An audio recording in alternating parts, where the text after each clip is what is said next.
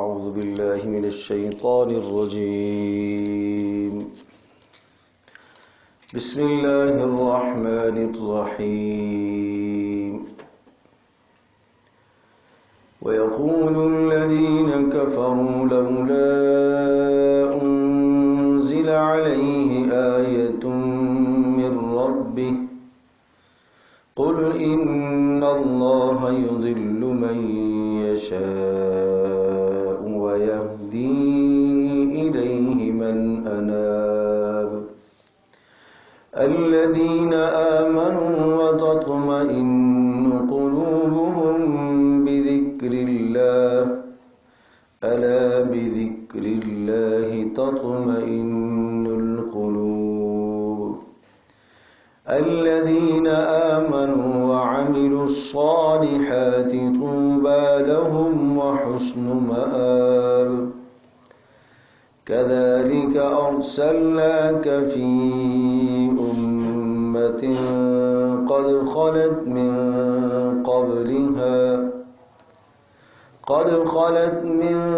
قبلها أمم لتتلو عليهم الذي أوحينا إليك وهم يكفرون بالرحمن قل هو ربي لا إله إلا هو عليه توكلت وإليه متاب ولو أن قرآنا سيرت به الجبال أو قطعت به الأرض أو كلم به الموتى بل لله الأمر جميعا أفلم ييأس الذين آمنوا أن لو يشاء الله لهدى الناس جميعا ولا يزال الذين كفروا تصيبهم بما صنعوا قارعة أو تحل قريبا من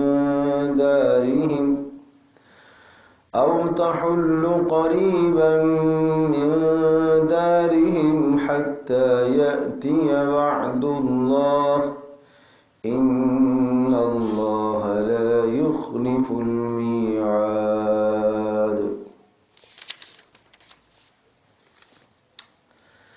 سورة الرعد آیت نمبر 27. وَيَقُولُ الَّذِينَ كَفَرُوا لَوْلَا أُنزِلَ عَلَيْهِ آيَةٌ مِّن رَّبِّهِ.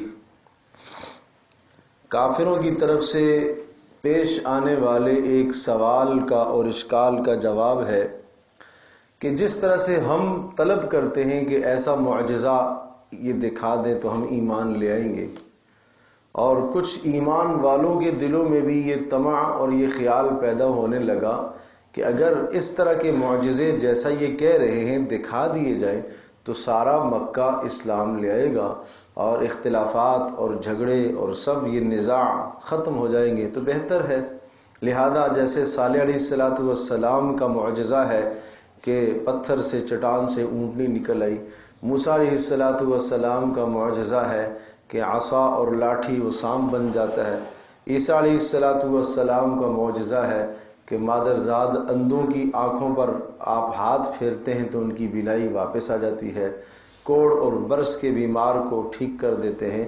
تو اس طرح کے معجزات اگر رسول اللہ صلی اللہ تعالی علیہ وسلم سے بھی صادر ہو جائے تو یہ لوگ شاید ایمان لے آئے، اور یہ مطالبہ بھی کر رہے ہیں کہ اس قسم کے معجزات اور مطالبات آپ دکھا دیں تو ہم مان لیں گے. تو اس قسم کے پیدا ہونے والے سوالات کے جوابات دیے.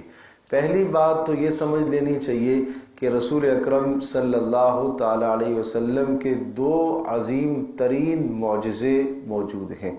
ایک رسول اللہ صلی اللہ علیہ وسلم کا معجزہ معراج ہے اور دوسرا رسول اللہ صلی اللہ علیہ وسلم کا معجزہ قرآن مجید ہے. اور قرآن مجید وہ عظیم الشان معجزہ ہے کہ جو قیامت تک برقرار رہے گا. باقی انبیاء علیہ السلام کے جو معجزات تھے وہ صرف اور صرف ان کی زندگیوں تک وابستہ تھے. نبی دنیا سے رخصت ہوئے، معجزہ بھی ساتھ ختم ہو گیا.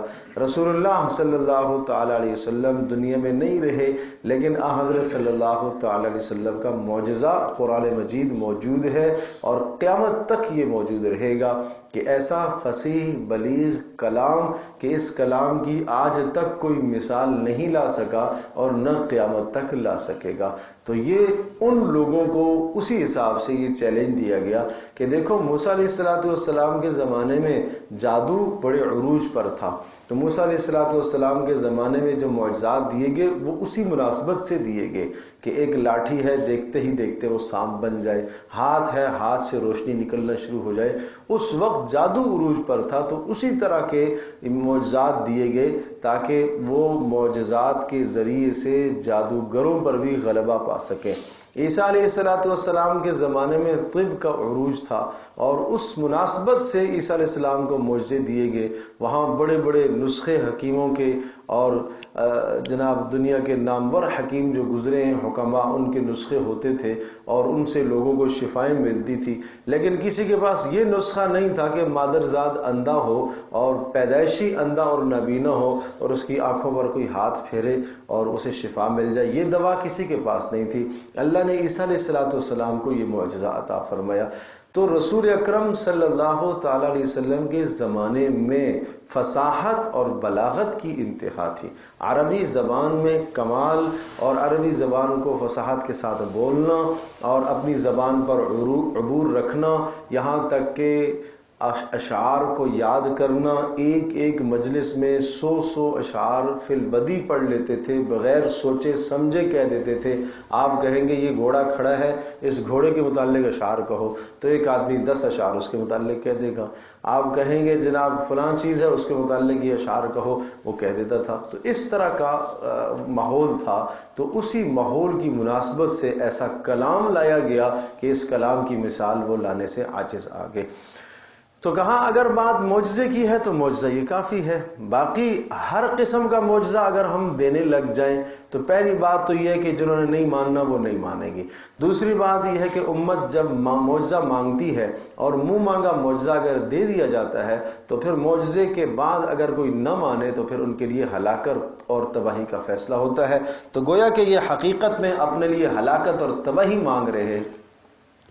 وَيَقُولُ الَّذِينَ كَفَرُوا، آپ فرما دیجئے وَيَقُولُ الَّذِينَ، اور کہا ان لوگوں نے، کہنے لگے وہ لوگ جنہوں نے کفر کیا، لولا انزل علیہ آیت من ربہ، کیوں نہیں اتاری گئی اس پر نشانی اس کے پروردگار کی طرف سے. آیتن معجزہ، نشانی سے مراد یہاں پر معجزہ ہے، لیکن معجزے کے ساتھ آپ یہ لفظ ذہن میں رکھیے گا کہ کیوں نہیں اتارا گیا اس پر معجزہ مطلوبہ ہماری جانب سے، جو مانگ ہم رہے نا اس طرح کا معجزہ کیوں نہیں. قل، آپ جواب دیجئے، ان اللہ یضل من یشاء، اللہ جسے چاہتا ہے اسے گمراہ کرتا ہے، یعنی ضدی اور ہٹ درم ان کے لیے گمراہی ہے. ویہدی الیہ من اناب، اور اللہ ہدایت دیتا ہے اس شخص کو جو رجوع کرتا ہے اس کی طرف.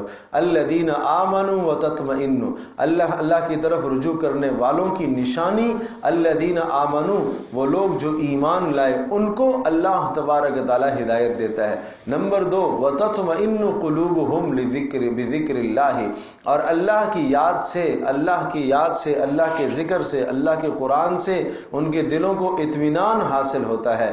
الا بذکر اللہ تطمئن القلوب، خوب سمجھ لو کہ دلوں کو اطمینان ملے گا اللہ ہی کی یاد سے.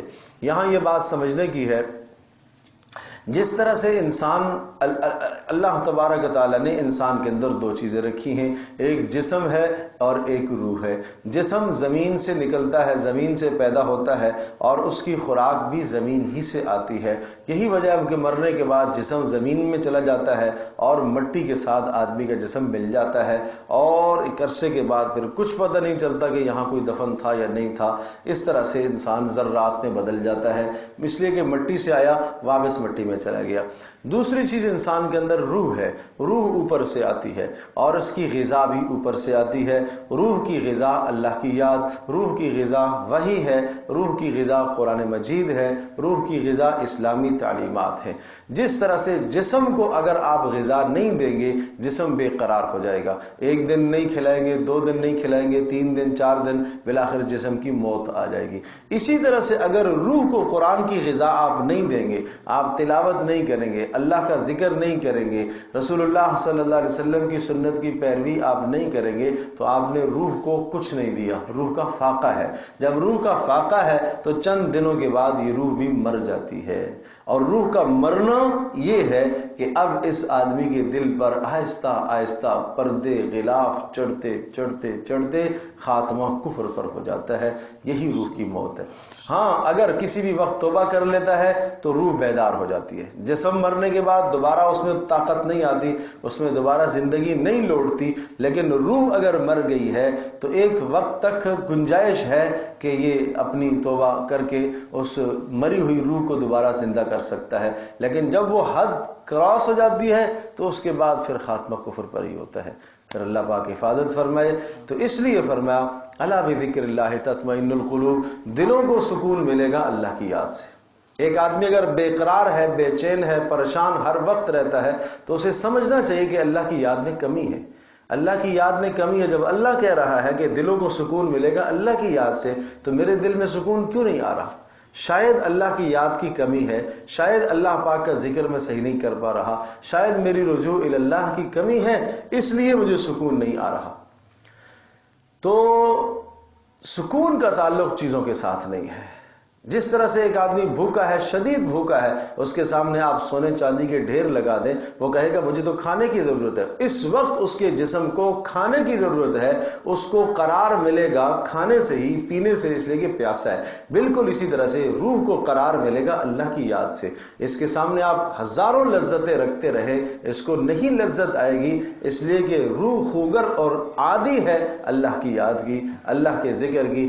باقی اللہ کے ذکر کے علاوہ کہیں اور اس کو آپ کھپائیں گے، آپ دنیا میں کھپائیں گے، کسی اور کی محبت میں کھپائیں گے، حرام محبت میں اس کو کھپائیں گے اس دل کو، تو یہ پریشان ہی ہوگا۔ یہ ایسا ہی ہے جیسا کہ آدمی بھوکا ہے اور اس بھوکے کے سامنے ہیرے جواہرات سونے لا کے رکھ دیے، اچھی اچھی چیزیں رکھ دی، لیکن اس وقت اسے تو کھانے کی ضرورت ہے۔ تو اسی طرح سے اس دل میں اللہ کی یاد بسنی چاہیے، اور یقیناً یہ دل اس لیے ہے کہ اس میں اللہ کی یاد آئے، اس میں غیروں کی کھوٹ کو نہ بھرا جائے، اس میں کفر کو نہ بھرا جائے، اس میں شرک کو نہ بھرا جائے، اور اس میں ناجائز چیزوں کو نہ بھرا جائے۔ الذین آمنوا وعملوا الصالحات، وہ لوگ جو ایمان لائے اور اچھے اعمال کیے، طوبی لہم، ان کے لیے تو بڑی خوش نصیبی کی بات ہے، وحسن مآب، اور کیا ہی خوب ٹھکانہ ہے، کیا ہی عمدہ ٹھکانہ ہے۔ کذالک ارسلناک فی امۃ، اے نبی جس طرح سے ہم نے آپ سے پہلے رسولوں کو بھیجا، اسی طرح سے ہم نے آپ کے اندر آپ کو بھی رسول بنا کر، ارسلناک، ہم نے آپ کو بھیجا ہے، فی امۃ، ایک جماعت میں، ایک امت میں، قد خلت من قبلھا امم، اور اس سے پہلے کئی امتیں گزری ہیں، آپ سے پہلے، آپ کی امت سے پہلے کئی امتیں گزری ہیں، اور آپ کو اس لیے بھیجا، لتتلوا، تاکہ آپ تلاوت کریں، علیہم، ان پر، اوحینا الیک، وہ مضامین جو ہم نے آپ کی طرف وحی کیے ہیں، یہ مضامین، یہ قرآن آپ تاکہ لوگوں کو پڑھ کر سنائیں۔ یہ ہے تمہارا نصاب زندگی، یہ ہے نصاب زندگی کہ اے نبی ہم نے آپ کو اس لیے بھیجا ہے تاکہ آپ ان کو قرآن پڑھ کر سنائیں۔ یا دو باتیں بہت اچھی طرح سے ذہن نشین فرما لیں۔ انسان کی ہدایت کے لیے صرف کتاب کافی نہیں ہے، ہدایت کے لیے لازمی ہے کہ ساتھ راہبر اور رہنما بھی ہو۔ لہذا اپنے مطالعے سے، اپنی تحقیق سے انسان جب مطالعہ کرتا ہے، پڑھتا ہے، تو گمراہی کے راستے کھلتے ہیں۔ اس لیے اللہ پاک نے اس کتاب اتاری، اور کتاب کو سمجھانے کے لیے ساتھ اللہ نے رسول بھی بھیجا۔ اس لیے فرمایا لتتلوا، تاکہ آپ تلاوت کریں ان پر، علیہم، ان پر، الذی اوحینا الیک، وہ مضامین جو ہم نے آپ کی طرف وحی کیے ہیں، وہم یکفرون بالرحمن، وہم، اور وہ لوگ، ہم وہ لوگ یکفرون انکاری ہیں بالرحمن، اللہ کے انکاری ہیں، حالانکہ انہیں انکار نہیں کرنا چاہیے تھا لیکن یہ اللہ کے انکاری ہیں۔ قل آپ ارشاد فرما دیجئے ہوا ربی، میرا پروردگار ہی میرا ہوا وہ اللہ ہی میرا رب ہے، میرا متصرف وہ ہے، معجزات لانے کا اختیار مجھے نہیں ہے، اس کو ہے، لا الہ الا ہو، اس کے سوا کوئی بندگی کے لائق نہیں، علیہ توکلت، اسی ہی پر میرا بھروسہ ہے، وإلیہ متاب، اور اسی ہی کی طرف ہم سب کو لوٹ کر جانا ہے۔ تو میرا بھروسہ تو خالص اللہ پر ہے اور اسی ہی کی طرف مجھے لوٹ کر جانا ہے۔ وَلَوْ أَنَّ قُرْآنًا سُيِّرَتْ بِهِ الْجِبَالُ أَوْ قُطِّعَتْ بِهِ الْأَرْضُ، اب بات رہی معجزات کی، تو وَلَوْ أَنَّ قُرْآنًا سُيِّرَتْ بِهِ الْجِبَالُ، یہ معجزے مانگتے ہیں۔ وَلَوْ أَنَّ قُرْآنًا، اگر قرآن مجید سُيِّرَتْ بِهِ الْجِبَالُ، یہ اس کے ساتھ پہاڑ چلا دیے جائیں، یعنی پہاڑ حرکت میں آ جائیں، جب قرآن پڑھا جائے تو پہاڑ بھی حرکت میں اگر آ جائیں اور وجد میں آ جائیں، او قطعت بہ الارض، یا زمین کے کوئی ٹکڑے کاٹ دیے جائیں اور زمین کے فاصلے جلد از جلد طے کر دیے جائیں، او کلم بہ الموتى، یا اس کے ذریعے سے مردے بات کرنے لگ جائیں، معنی یہ کہ مردے اٹھ کر آپ کی رسالت کی شہادت دے دیں، تب بھی یہ ایمان نہیں لائیں گے، جنہوں نے نہیں لانا وہ نہیں لائیں گے۔ یعنی کتنی بڑی بات فرمائی کہ اگر یہی کہتے ہیں کہ آپ معجزہ دکھائیے، اگر آپ یہ معجزہ بھی دکھا دیتے ہیں کہ آپ پہاڑوں کو چلا لیتے ہیں، اور آپ یہ معجزہ دکھا دیتے ہیں کہ زمین ٹکڑے ٹکڑے آپ کر دیتے ہیں، اشارہ کریں تو ٹکڑے ہو جائیں، چاند کی طرف اشارہ کیا تو ٹکڑے ہوا، اس طرح سے اگر آپ کر دیتے ہیں، اور او کلم بہ الموتى، یا یہ ہے کہ مردے بھی بات کرنے لگ جائیں اس قرآن کے توسط سے، اس کے ذریعے سے، تب بھی یہ لوگ ایمان نہیں لائیں گے۔ بل للہ الامر جمیعا، ان سے کہیے تمام چیزوں کا اختیار تو اللہ کے پاس ہے، معجزات لانے نہ لانے کا اختیار اللہ کے پاس ہے۔ اب یہ جواب تھا ان لوگوں کو جو رسول اکرم صلی اللہ تعالی علیہ وسلم پر ایمان لا چکے تھے اور جن کے ذہنوں میں یہ خیال تھا کہ اگر یہ معجزات دکھا دیے جائیں تو یہ لوگ بھی ایمان لائے آئیں گے اور سارا کا سارا مکہ جو ہے وہ مسلمان ہو جائے گا، لہٰذا ایسا کر لیا جائے۔ تو اس پر یہ باتیں فرمائیں۔ پھر آگے فرمایا افلم ییأس الذین آمنوا ان لو یشاء اللہ لہدی الناس جمیعا، کیا یہ اب تک اہل ایمان اس بات سے مایوس نہیں ہوئے، اب تک طمع رکھتے ہیں کہ یہ ایمان لائیں گے؟ نہیں سمجھے بات؟ ایک آدمی آپ کی دشمنی میں، آپ کی مخالفت میں انتہا کو پہنچا ہوا ہے اور وہ آپ کے خلاف قتل کے منصوبے بناتا ہے اور 100% طے ہے کہ اس کے دل پر کفر کی مہر لگ چکی ہے، پھر بھی آپ اس سے خیر کی توقع رکھتے ہیں، تو مانا یہ اہل ایمان کو کہا گیا اب ان کے اندر آپ کسی بھی قسم کی خیر کی توقع نہ رکھیں۔ افلم ییأس الذین آمنوا، کیا ایمان والے اب تک بھی مایوس نہیں ہوئے ان کی جانب سے، ابھی بھی طمع لگائے بیٹھے ہوئے ہیں؟ اللہ یشاء اللہ لہدی الناس جمیعا، اور اس بات پر بھی ان کو خیال ہونا چاہیے کہ اگر اللہ پاک چاہے تو سب کو ہدایت دے دے، جس طرح سے تم کہتے تھے کہ یہ معجزہ بھی دکھا دو تاکہ یہ ایمان لے آئیں گے، یہ معجزہ بھی دکھا دو تاکہ ایمان لے آئیں گے۔ اچھا پھر اگر معجزات دکھاتے رہیں، ایمان لاتے رہیں، معنی یہ کہ دیکھ کر ایمان لانا ہے، تو پھر ایمان بالغیب کس چیز کا نام ہے؟ امتحان کس چیز کا نام ہے؟ آپ کو ملائکہ بھی دکھا دیے جائے، آپ کو جنت بھی دکھا دی جائے، آپ کو جہنم بھی دکھا دی جائے، اور آپ کو قیامت کے اندر واقع ہونے والے تمام احوال دکھا دیے جائیں، ابھی تو سنائے ہوئے ہیں، تو اس سننے پر تمہارا ایمان نہیں ہے، دکھا دیے جائیں تو پھر بھی تم انکار کرو گے، اور اگر دکھا دیے جائیں گے تو پھر ایمان کس چیز کا نام ہے؟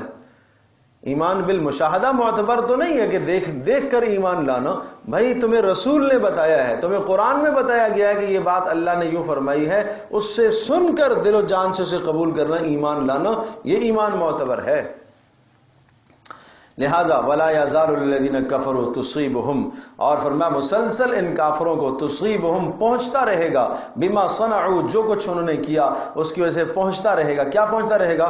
قارعۃ، سختی آتی رہے گی ان پر، او تحل قریبا من دارہم، یا اسی طرح سے قارعہ کوئی سخت چیخ و چنگاڑ اور سخت خوفناک آواز اترتی رہے گی، قریبا من دارہم، ان کے گھر کے قریب۔ معنی یہ ہوا کہ یہ مسلسل کفر میں بڑھتے چلے جا رہے ہیں اور ادھر سے عذاب آتا جا رہا ہے، یہ ادھر سے جا رہے ہیں عذاب۔ دیکھو اس کو مثال سے یوں سمجھو، ایک آدمی یہاں سے چلتا ہے ایک آدمی یہاں سے چلتا ہے، دونوں کا بیچ میں ٹکراؤ طے ہے، ظاہر ہے وہ اپنی جگہ سے پہلے اس کے ساتھ نہیں ٹکرا سکتا، یہ اپنے سے پہلے اس کے ساتھ نہیں ٹکرا سکتا، وقت بھی طے ہے، جگہ بھی طے ہے۔ بالکل اسی طرح سے ایک طرف سے کیا ہے کہ یہ عذاب آ رہا ہے، سرکت کر رہا ہے، آہستہ آہستہ آہستہ سرک رہن کے قریب آ رہا ہے، دوسری طرف سے ان کے کفر اور ان کے ضد اور عناد اور ہٹ درمی آگے جا رہی ہے، آگے جا رہی ہے، یہ عذاب کی طرف بڑھ رہے ہیں، عذاب ان کے قریب آ رہا ہے۔ لہٰذا اے اہل ایمان، آپ کو صبر کرنا چاہیے،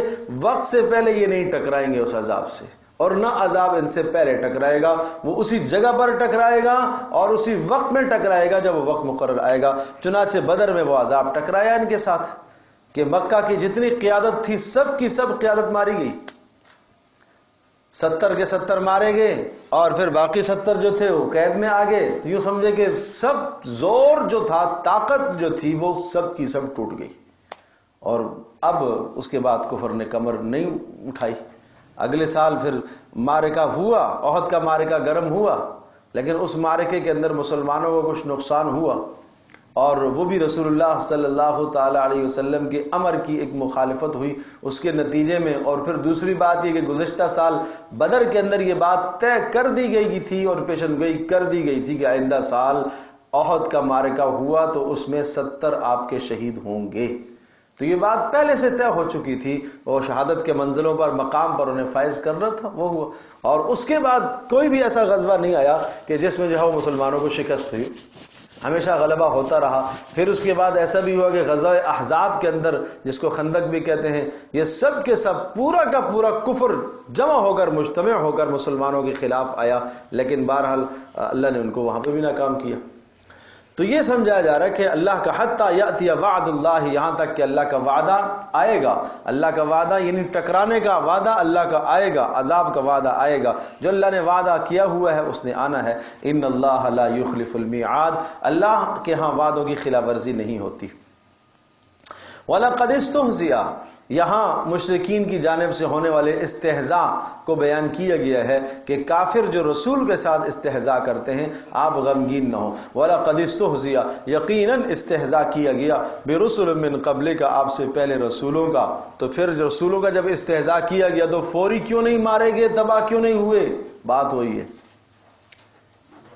ایک وقت مقرر ہے، عذاب کا ایک وقت مقرر ہے، اتمام حجت ہونے دو۔ اور یہ بات ہم پہلے بھی بتا چکے ہیں کہ اتمام حجت ہوتا ہے دو طرح سے، ایک اتمام حجت میں یہ ہوتا ہے کہ ابلاغ اور تبلیغ کی انتہا ہو جائے، جو وقت جتنا وقت آپ نے تبلیغ کرنی ہے وہ پورا ہو جائے، اور دوسرا ادھر سے کفر کی ہٹ درمی کی بھی انتہا ہو جائے، سمجھے جی، وہ بھی انتہا ہو جائے، تو پھر اس کے بعد جو ہے وقت آتا ہے عذاب کا۔ فَأَمْلَيْتُ لِلَّذِينَ كَفَرُوا، اللہ نے ارشاد فرمایا میں ڈھیل دے رکھی ہے ان لوگوں کو جنہوں نے کفر کیا، ثُمَّ أَخَذْتُهُمْ، اور پھر میں نے ان کو پکڑا، جب انہوں نے رسولوں کا استہزاء کیا فوری نہیں پکڑا، ڈھیل دی ہے۔ فَكَيْفَ كَانَ عِقَابِ، پھر بتاؤ پھر میری سزا کیسے رہی، پھر بتاؤ سزا کیسے رہی، پھر مزہ آیا کہ نہیں آیا۔ اس لیے بھائی یہ آیت ہم سب کو متنبہ کر رہی ہے، کوئی آدمی کسی ظلم میں، کفر میں، گمراہی میں مبتلا ہو، ڈھیل کا ہو جانا اس بات کی نشانی نہیں ہے کہ اللہ پاک اس سے راضی ہے، کسی بھی وقت پکڑ آ سکتی ہے، اس جہان میں نہیں تو آخرت میں تو آئے گی۔ افمن ہوا قائم علی کل نفس بما کسبت، بھلا یہ بتائیے افمن ہوا قائم، کیا وہ شخص جو قائم ہو علی کل نفس، کیا وہ ذات، وہ اللہ پاک جو قائم ہو ہر نفس پر، یعنی گواہ ہو اور ہر نفس پر حاضر ہو اور ہر نفس کے احوال سے آگاہ ہو، بما کسبت، جو کچھ کرے، کیا وہ اللہ جو کہ ہر نفس پر قادر ہے، ہر نفس پر قدرت رکھتا ہے اور ہر نفس کی ایک ایک بات اسے معلوم ہے، نفس مراد ہر انسان، کیا وہ رب اور وہ معبود جو ایسا نہیں کر سکتے یہ دونوں برابر ہو سکتے ہیں؟ نہیں ہو سکتے یقیناً۔ قل، آپ فرما دیجئے، وَجَعَلُوا لِلَّهِ شُرَكَاءَ، اور انہوں نے اللہ کے ساتھ شریک ٹھہرا دیے۔ قل، کہہ دیجئے، سموہم، ذرا نام تو بتاؤ کون کون سے شرکاء ہیں۔ تم کہتے ہو لات ایک شریک لات ہے، لات ایک عزا ہے، ایک منات ہے۔ اللہ کے بندو، لات کیا ہے؟ لات الہ کی مؤنث بنائی ہوئی ہے تم نے، عزا عزیز کی مؤنث بنائی ہوئی ہے، اور منات منان کی مؤنث بنائی ہوئی ہے۔ یہ کیا تم لوگوں نے معبود گھڑ رکھے ہیں؟ ام تنبئونہ بما لا یعلم فی الارض، یا تم کیا یہ معبودوں کو گھڑ کر اور معبودوں کا تصور کر کے اللہ کو بتلانا چاہتے ہو جو اللہ نہیں جانتا؟ کیا اللہ نہیں جانتا کہ اس نے کوئی معبود اور بنایا ہے کہ نہیں بنایا؟ یقیناً نہیں بنایا۔ اللہ اپنی مخلوق کے ایک ایک چیز کے حال سے آگاہ اور واقف ہے، تو کیا تم اللہ کو یہ بتلانا چاہتے ہو کہ اس کائنات کے اندر اے اللہ تیرے سوا معاذ اللہ کوئی اور بھی ہے؟ ام بظاہر من القول، نہیں ایسی زبان سے نکلنے والی باتیں ہیں، کوئی حقیقت نہیں ہے ان باتوں کی، بس یہ زبان پر تمہارے جملے ہیں، بےہودہ کی باتیں ہیں۔ بل زین للذین کفروا مکرہم وصدوا عن السبیل، بلکہ مزین کر دیا گیا ان لوگوں کے لیے جنہوں نے کفر کیا۔ کیا مزین کر دیا گیا؟ مکرہم، رسول اللہ صلی اللہ تعالی علیہ وسلم کے خلاف جو بھی منصوبے بناتے ہیں، جو بھی مغالطے کرتے ہیں، وہ سب کے سب ان کو مزین کر کے دے دی گئی۔ کیا معنی؟ شیطان مزین کر کے لے آتا ہے ہر برا عمل، ہر برا فعل، ہر برا قول، شیطان مزین کر کے دکھاتا ہے اور شیطان اس پر دلیل بھی لے آتا ہے۔ بھائی اس میں بہت بڑا سبق ہے، بہت بڑا سبق ہے۔ آدمی کبھی کبھی گمراہی پر چلتا ہے، نافرمانی پر چلتا ہے، بغاوت پر چلتا ہے، اللہ کی نافرمانی کرتا ہے، ظلم اور زیادتی کرتا ہے، غلطی پر ہوتا ہے، تو اس غلطی پر ہونے کے باوجود بھی اپنی غلطی کو نہیں مانتا بلکہ غلطی پر دلیلیں قائم کرتا ہے، تو اس کا نام ہے تزیین عمل، کہ شیطان نے اس کے برے عمل کو اچھا کر دیا، شیطان نے اس کے برے عمل کو اچھا کر دیا۔ تو کتنی سخت بات ہے، جب شیطان نے اس کے برے عمل کو اچھا کر دیا تو یہ اس برے عمل کو برا سمجھتا ہی نہیں ہے، جب سمجھتا ہی نہیں ہے تو پھر کیسے توبہ کرے گا؟ وَصُدُّوا عَنِ السَّبِيلِ، اسی وجہ سے جب شیطان نے اس کے لیے برا عمل مزین کر دیا تو صُدُّوا عَنِ السَّبِيلِ، اب اس کو راستے سے روک دیا گیا، حق بات سے روک دیا گیا، حق بات سننے سے یہ قاصر ہو گیا، حق بات کہنے سے قاصر ہو گیا، حق بات دیکھنے سے یہ قاصر ہو گیا۔ یہ کسی اور کو حق سمجھ بیٹھا، باطل کو حق سمجھ رہا ہے، کفر کو درست سمجھ رہا ہے، شرک کو درست سمجھ رہا ہے، نفاق کو درست سمجھ رہا ہے، تو یہ تو بڑے ظلم اور زیادتی کی بات ہے۔ ایک آدمی جاہل ہو اور اس کو اپنی جہالت کا بھی اندازہ نہ ہو۔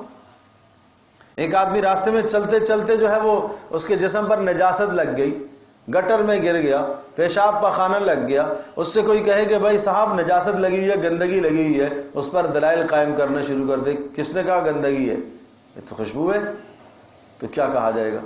یقیناً عقل میں فطور ہے کہ جو نجاست اور گندگی اور غلاظت کو خوشبو کہہ رہا ہے تو اس کا معنی یہ کہ عقل میں فطور ہے۔ بالکل اسی طرح سے وَمَن يُضْلِلِ اللَّهُ، بات یہ ہے کہ جس کو اللہ بہکا دے فَمَا لَهُ مِنْ هَادٍ، اس کا کوئی رہبر اور رہنما نہیں ہے۔ لَهُمْ عَذَابٌ فِي الْحَيَاةِ الدُّنْيَا، اور ان کے لیے دنیا میں عذاب ہے، وَلَا عَذَابُ الْآخِرَةِ أَشَقُّ، اور آخرت کا عذاب تو اور سخت ہے، وَمَا لَهُم مِّنَ اللَّهِ مِنْ وَاقٍ، اور اللہ کے عذاب سے تو کوئی بھی نہیں بچا سکتا۔ مثل الجنت التي وعد المتقون، مثال ان لوگوں کی، مثل الجنت التي، مثال اس جنت کی، التي وعد المتقون، جس کا وعدہ کیا گیا متقیوں سے، تجری من تحتها الانہار، ان کے اس جنت کے نیچے سے نہریں بہ رہی ہوں گی، اکلها دائم، اور اس کے پھل ہمیشہ، وظلها، اس کے سائے ہمیشہ، ذالک عقبى الذین اتقوا، یہ ٹھکانہ ہے ان لوگوں کے لیے جنہوں نے کفر سے اپنے آپ کو بچایا، اور وعقبى الکافرین النار، اور کافروں کا ٹھکانہ کیا ہے؟ دوزخ۔ والذین آتیناہم الکتاب، اور وہ لوگ جن کو ہم نے کتاب کا علم دیا ہے، یفرحون بما انزل الیک، وہ تو خوش ہوتے ہیں جو کچھ آپ کی طرف اتارا گیا ہے، وَمِنَ الْأَحْزَابِ، اور جماعتوں میں سے بعض ایسے بھی ہیں، مَن يُنْكِرُ بَعْضًا، جو انکار کرتے ہیں۔ اصل میں کچھ یقیناً کچھ اہل کتاب میں سے ایسے لوگ تھے، یہود کے علماء جو تھے، جو رسول اللہ صلی اللہ علیہ وسلم پر ایمان لائے، تو یہ اشارہ وہ ہے وَالَّذِينَ آتَيْنَاهُمُ الْكِتَابِ، جن کو ہم نے کتاب دیا۔ اس سے مراد یہود کے علماء، نصارہ کے علماء، نجران کے لوگ آئے، آ کے مسلمان ہوئے۔ اسی طرح سے یہود کے لوگوں میں، علماء میں عدی بن حاتم تھے، مسلمان ہوئے. عبداللہ بن سلام تھے رضی اللہ عنہما، مسلمان ہوئے. تو آتیناہم الکتاب، یہ دو لفظ قرآن استعمال کرتا ہے، اوت الکتاب، آتیناہم الکتاب. اوت الکتاب کا مطلب جن کو کتاب دی گئی، آتیناہم الکتاب جن کو ہم نے کتاب دی. تو دونوں میں تھوڑا سا فرق ہے. تو اوت الکتاب قرآن کی اصطلاح میں ان لوگوں کو کہا جاتا ہے، مراد امتیں ہوتی ہیں، یہود اوت الکتاب جنہیں کتاب دی گئی، یا نصارہ. اور جب آتیناہم الکتاب آتا ہے تو اس سے پھر مراد علماء ہوتے ہیں، اہل علم ہوتے ہیں، جن کو ہم نے کتاب دی، معنی کتاب کا وارث بنایا ان کو. اس سے پھر یہ ایک اصطلاح ہے قرآن میں. یفرحون، یہ تو خوش ہوتے ہیں، بما انزل الیک، اس بات پر جو ہم نے آپ کی طرف اتاری ہے. ومن الاحزاب، اور لوگوں میں سے کچھ ایسے بھی ہیں یعنی اہل کتاب، من ینکر بعضا، جو انکار کرتے ہیں. انما امرت، اب سوال یہ ہے کہ بھائی آپ بتا دیجئے، انما امرت ان اعبد اللہ. اچھا یہ مخالفت کرتے ہیں تو ہم کام چھوڑ دیں گے کیا؟ لوگوں میں سے یعنی یہ معاملہ یہ ہو گیا کہ کچھ لوگ تو انکاری ہو گئے اور کچھ آپ پر ایمان لے آئے، لہٰذا آپ ایسا کریں کہ اپنے معاملے میں کچھ لچک پیدا کیجئے تاکہ سب راضی ہو جائے. سمجھے جی؟ اپنے معاملے میں کچھ لچک پیدا کیجئے تاکہ کیا ہو جائے؟ سب راضی ہو جائیں، نظام درست ہو جائے، یہ بھی راضی یہ بھی راضی. تو بھائی نہیں، آپ فرما دیجئے انما امرت، مجھے تو حکم دیا گیا ان اعبد اللہ، میں صرف اللہ ہی کی بندگی کروں، ولا اشرک بہ، اور اس کے ساتھ کسی کو شریک نہ ٹھہراؤں. یہ میرا نصاب ہے، یہ نصاب مجھے دیا گیا. الیہ ادعو، اسی ہی کی طرف میں پکارتا ہوں. والیہ مآب، اور اسی کی طرف ہم سب کو قیامت میں جانا ہے، مجھے وہاں جواب دہ ہونا ہے، مجھے وہاں جواب دہ ہونا ہے. لہٰذا میں اس میں کوئی تغیر نہیں کر سکتا، میں اس میں کوئی کمی نہیں کر سکتا. وَكَذَلِكَ أَنزَلْنَاهُ حُكْمًا عَرَبِيًّا، جس طرح سے ہم نے آپ کو اس بستی میں رسول بنا کر بھیجا ہے، اسی طرح سے انزلناہ حکمًا عربیہ، ہم نے یہ حکم نامہ بھیجا ہے آپ کی طرف، یعنی قرآن کی شکل میں جو عربی زبان میں ہے. تو معنی یہ ہوا کہ عربی زبان میں ہے، اگر یہ سمجھنا چاہیں تو یہ سمجھ سکتے ہیں. یہ نہیں دیکھتے کہ یہ ایک امی آدمی یہاں سے اٹھا اور اس کی زبان پر ایسا فصیح بلیغ کلام کیسے جاری ہو گیا. یہ نہیں دیکھتے کہ جناب جس شخص کی زندگی یہاں گزری ہے اور اچانک اس کی زبان سے ایسا کلام کیسے جاری ہو گیا. 40 سال کی زندگی اس نے یہاں گزاری، پہلے اس نے کوئی ایسی بات نہیں کہی، پہلے اس نے کبھی کوئی شعر نہیں کہا، پہلے کبھی اس نے کوئی کہانت نہیں کہی، پہلے اس نے کوئی قصہ گوئی نہیں کہی. ایک تم سب جانتے ہو کہ ایک صادق اور امین کے لقب سے یاد کیے جانے والا آدمی، اس کے کردار پر کوئی حملہ نہ کر سکا، اس کی گفتار پر کسی کو کلام نہیں ہے، اس کی عادت پر کسی کو کلام نہیں ہے، سب کے سب متفق ہیں اس کی ہر اچھائی پر، اور اس کی زبان پر ایک فصیح بلیغ کلام جاری ہوا. اگر کسی ایسی بات کا حکم دیتا جو عقل میں نہ آنے والی ہوتی تو پھر بات تھی. باتیں بھی وہ بتاتا ہے جو درست، باتیں بھی وہ کہتا ہے جو 100% ٹھیک، تو پھر تمہیں کیا ہوا؟ وَلَئِنِ اتَّبَعْتَ أَهْوَاءَهُمْ، اے نبی اگر آپ نے اتباع کر لی، وَلَئِنِ اتَّبَعْتَ أَهْوَاءَهُمْ، اور اگر آپ نے اتباع کی ہے ان کی خواہشات کی، یعنی جو یہ چاہتے ہیں، جو آپ سے مقصود مانگتے ہیں کہ آپ کچھ لچک دکھائیے، اگر آپ نے ایسا کیا، رسول اللہ صلی اللہ علیہ وسلم کی ذات گرامی سے اس کا تصور بھی نہیں تھا. وَلَئِنِ اتَّبَعْتَ، اگر آپ نے اتباع کی، بعد ما جاءک من العلم، بعد اس کے کہ آپ کے پاس علم آ چکا، آپ کے پاس وحی آ چکی، آپ کو اللہ نے توحید کا سبق دے دیا، تو پھر آپ سمجھ لیں ما لک من اللہ من ولی ولا واق، آپ کو کوئی نہیں بچا سکتا پھر اللہ کے عذاب سے، ولی کوئی مددگار، ولی آپ کا کوئی مددگار نہیں ہوگا، ولا واق اور نہ کوئی بچانے والا ہوگا. وَلَقَدْ أَرْسَلْنَا رُسُلًا مِّن قَبْلِكَ. اب کئی سوالات تھے. ایک سوالات ان کا یہ تھا کہ ٹھیک ہے ہم رسول تو ماننے کو تیار ہیں، لیکن یہ کیسا رسول ہے، یہ کھاتا پیتا ہے، اور ایسا رسول تو نہیں ہوتا. رسول تو وہ ہو جو ان ضروریات سے پاک ہونا چاہیے، نہ وہ کھائے نہ وہ پیے نہ بازار جائے نہ اس کی بیوی نہ اس کا بچہ، پھر ہم مانیں کہ یہ رسول ہے. جی تو رسول تو ایسا ہونا چاہیے. تو اس پر جواب دیا وَلَقَدْ أَرْسَلْنَا رُسُلًا مِّن قَبْلِكَ، آپ سے پہلے بھی ہم نے کتنے رسولوں کو بھیجا. وَجَعَلْنَا لَهُمْ أَزْوَاجًا وَذُرِّيَّةً، اور ہم نے بنا دیا، وَجَعَلْنَا ہم نے کر دیا ان کے لیے ان کی بیویاں بھی، وَذُرِّيَّةً اور ان کی اولادیں بھی بنائی ہیں. تو آپ کوئی جو آئے ہیں بیویوں والے اور اولادوں والے تو آپ کوئی نئے نہیں آئے، آپ سے پہلے بھی ہے، اور ہر رسول ایسے ہی ہوا کرتا ہے۔ وَمَا كَانَ لِرَسُولٍ أَن يَأْتِيَ بِآيَةٍ إِلَّا بِإِذْنِ اللَّهِ۔ رہی یہ بات کہ تم معجزہ مانگتے ہو، وَمَا كَانَ لِرَسُولٍ، کسی رسول کو اختیار نہیں ہوتا، أَن يَأْتِيَ بِآيَةٍ کہ وہ لے کر آئے کوئی معجزہ، إِلَّا بِإِذْنِ اللَّهِ مگر اللہ کے حکم سے۔ اچھا، اللہ کے حکم سے پھر کب لائے گا؟ لِكُلِّ أَجَلٍ کتاب، ہر چیز کا ایک وقت مقرر ہے، ہر چیز کی لکھت پڑھت اللہ کے ہاں موجود ہے، تو لہٰذا معجزے کا وقت بھی مقرر، عذاب کا وقت بھی مقرر۔ یمحو اللہ ما یشاء ویثبت وعنده ام الکتاب۔ اچھا ٹھیک ہے، رسول تو ہے، لیکن یہ کیا ہے کہ کبھی ایک آیت آتی ہے وہ منسوخ کر دیتا ہے، اس کے بعد دوسری لے آتا ہے۔ اس پر فرمایا یمحو اللہ ما یشاء، یہ اللہ جسے چاہتا ہے مٹا دیتا ہے، اور اللہ جسے چاہتا ہے ثابت رکھتا ہے۔ وعنده ام الکتاب، اور اللہ کے پاس کتاب کی اصل موجود ہے، یعنی لوح محفوظ کے اندر سارا کچھ لکھا ہوا ہے۔ یہ کیا ہے نسخ؟ کس کا مطلب نسخ کیا ہوتا ہے؟ ایک حکم آ گیا، اس حکم کے آنے کے بعد 1 ماہ 2 ماہ سال 4 سال وہ حکم رہا، اور وہ حکم پھر منسوخ ہو گیا، اس کو کہتے ہیں نسخ کا ہونا۔ یہ ایسا ہی ہے جیسا کہ ایک طبیب، ایک ڈاکٹر ماہر حکیم کسی اپنے مریض کو ایک دوا دیتا ہے، ایک دوا دیتا ہے، وہ دوا 10 دن تک چلتی ہے، اور اس کا معدہ جو ہے وہ دواؤں کو کھانے کے قابل اور صلاحیت اس میں پیدا ہوتی ہے، مقویات کی صلاحیت پیدا ہوتی ہے، اس کے بعد پھر وہ دوسری دوا اس کو دیتا ہے۔ حالانکہ جو اس کے اندر بیماری ہے، اس بیماری کی دوا وہ پہلے والی نہیں ہے، وہ بعد والی دوا ہے، لیکن پہلے والی دوا اس نے اس کے اندر کچھ طاقت پیدا کرنے کے لیے دی ہے، قوت مدافعت بڑھانے کے لیے اس نے اس کو دوا دی ہے۔ جب اس کی قوت مدافعت بڑھ گئی ہے تو اب اس نے جو اصل بیماری ہے اس بیماری کی دوا دی ہے۔ تو اس کا یہ معنی نہیں کہ پہلے والی دوا بیکار تھی، نہیں بھائی، وہ دوا 10 دن کے لیے تھی اور 10 دن اس کا وقت پورا ہو گیا۔ بالکل اسی طرح سے نسخ کا جو حکم ہوتا ہے، یہ حکم امت کو دیا جائے گا 1 سال کے لیے، 2 سال کے لیے۔ اللہ کے یہاں متعین ہوتا ہے کہ یہ حکم کتنے وقت کے لیے ہے، 1 سال کے لیے، 2 سال کے لیے ہے۔ جب وہ وقت پورا ہو جاتا ہے، اللہ پاک اس حکم کو اٹھا لیتا ہے اور اس کی جگہ پر اللہ دوسرا حکم لے آتا ہے۔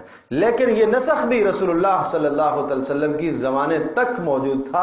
اب آپ علیہ السلام کے دنیا سے پردہ فرما جانے کے بعد اب نسخ بھی ختم ہے۔ اب کوئی حکم منسوخ نہیں ہو سکتا، اس لیے کہ نسخ کا تعلق کس کے ساتھ ہے؟ وحی کے ساتھ ہے نا، وحی منسوخ کرتی ہے، وحی سے نسخ ہوتا ہے۔ یمحو اللہ ما یشاء، اللہ جسے چاہتا ہے مٹاتا ہے، ویثبت وعنده ام الکتاب واما نرینک بعض الذی نعدهم۔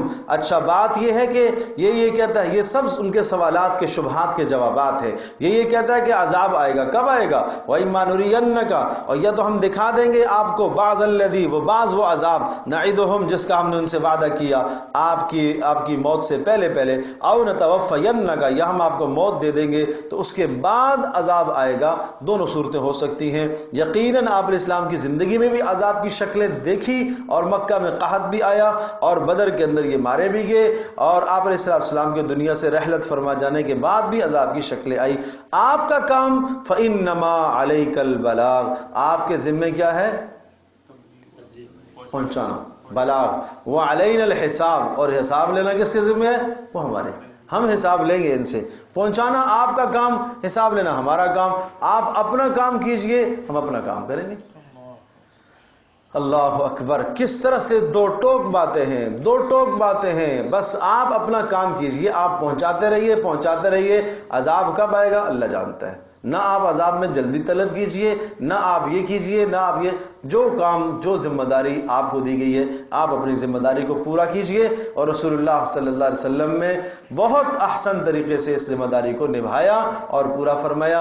اس لیے آپ علیہ السلام نے حجۃ الوداع کے موقع پر پوری امت کو خطاب کر کے آپ نے یہ ارشاد فرمایا، اللہم حل بلغت، میں نے پہنچا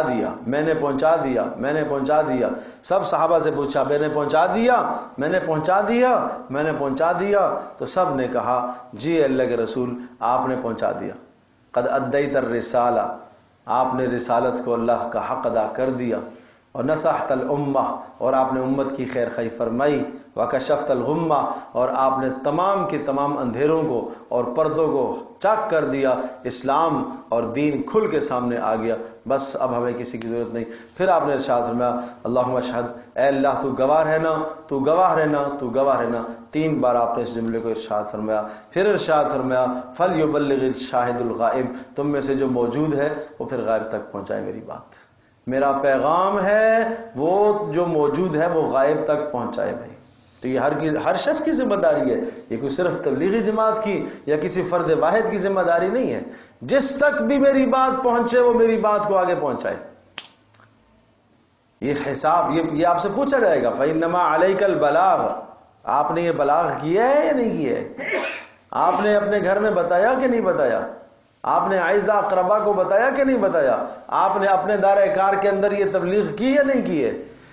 اولم یروا انا نأتی الارض ننقصها من اطرافها، بات یہ ہے کہ یہ رسول اگر برحق ہوتا تو عذاب آتا، یہ سوال تھا ان کا، تو کہا یہ دیکھتے نہیں ہو، اولم یروا انا نأتی الارض، دیکھتے نہیں ہو کہ ہم آ رہے ہیں زمین کے اوپر، ننقصها من اطرافها، زمین کو ہم گھٹاتے آ رہے ہیں، گھٹاتے آ رہے ہیں۔ کیا مطلب؟ کفر کا دائرہ کار تنگ ہو رہا ہے۔ پہلے جزیرہ عرب میں پھیلے ہوئے تھے، اب آہستہ آہستہ آہستہ صاف ہوتے چلے جا رہے ہیں، صاف ہوتے چلے جا رہے ہیں۔ مکہ کے اندر سے کفر چھٹ گیا ہے اور بیت اللہ کو بتوں سے پاک کر دیا گیا ہے۔ اب مکہ کے اندر ان کی ریاست کوئی قائم نہیں ہے۔ مدینہ منورہ کے اندر جو یہود آباد تھے ان کی ریاستوں کو، ان کی قیادتوں کو بھی وہاں سے اکھیڑ کے پھینک دیا، اور اسی طرح سے خیبر میں جو یہود آباد تھے ان کو بھی وہاں سے جلا وطن کر دیا گیا، اور ان پر دائرہ کار آہستہ آہستہ تنگ ہو رہا ہے، زمین ان پر تنگ ہو رہی ہے۔ کیا یہ نبی برحق ہونے کی کوئی بڑی نشانی نہیں ہے؟ اللہ اکبر۔ لیکن دور حاضر کے حساب سے ہمیں سوچنے کی ضرورت ہے، دور حاضر کے حساب سے جب محنت چھوٹ جایا کرتی ہے، رسول اکرم صلی اللہ علیہ وسلم کی محنت چھوٹتی ہے، اور جب بلاغ چھوٹتا ہے تو پھر لازمی نتیجہ ہوتا ہے، پھر مسلمانوں پر زمین تنگ ہونا شروع ہو جاتی ہے، اور پھر کفر کے لیے دائرہ بڑھتا چلا جاتا ہے۔ آج کفر کے لیے دائرہ بڑھ رہا، آج مسلمان کے لیے تنگی ہو رہی ہے، آج مسلمان کے لیے جینا مشکل ہو رہا ہے، آج ایک مسلمان کے لیے دین پر قائم اور دائم رہنا مشکل ہو رہا ہے۔ آج ایک مسلمان بسا اوقات اپنے آپ کو مسلمان کہتے ہوئے شرم محسوس کر رہا ہے۔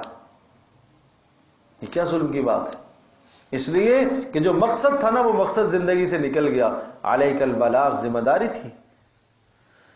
واللہ یحکم لا معقب لحکمہ، اللہ خود فیصلہ فرماتا ہے، لا معقب لحکمہ، اس کے فیصلے کو کوئی چیلنج نہیں کر سکتا، وہو سریع الحساب، وہ جلد حساب لینے والا ہے۔ وقد مکر الذین من قبلہم، اور آپ سے پہلے والوں نے بھی بڑے سخت تدبیریں کی ہیں، رسولوں کے خلاف منصوبے بنائے۔ فللہ المکر جمیعا، اور سب کی سب تدبیریں پھر اللہ ہی کے پاس لوٹ کر جاتی ہیں۔ یعلم ما تکسب کل نفس، اللہ خوب جانتا ہے ہر نفس کل کیا کرے گا۔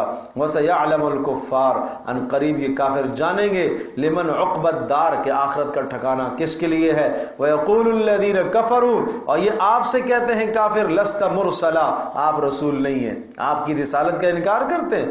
قل، آپ فرما دیجئے، کفا باللہ شہیدا بینی و بینکم، کافی ہے میرے لیے اللہ جو میرے اور تمہارے درمیان میں گواہ ہے۔ ومن عنده علم الکتاب، اور وہ شخص بھی کافی ہے جس کے پاس کتاب کا علم ہے، وہ بھی کافی ہے میرا گواہ۔ اس سے مراد کون ہے؟ بعض نے کہا حضرت جبریل علیہ السلام مراد ہیں، بعض نے کہا کہ اہل کتاب مراد ہیں، اور بعض نے کہا کہ تمام امت کے علماء مراد ہیں، کہ وہ میری رسالت کا اقرار کر رہے اور گواہی دے رہے، وہ کافی ہے، باقی تم نہ بڑے گواہیاں دو۔ سورہ ابراہیم ہے،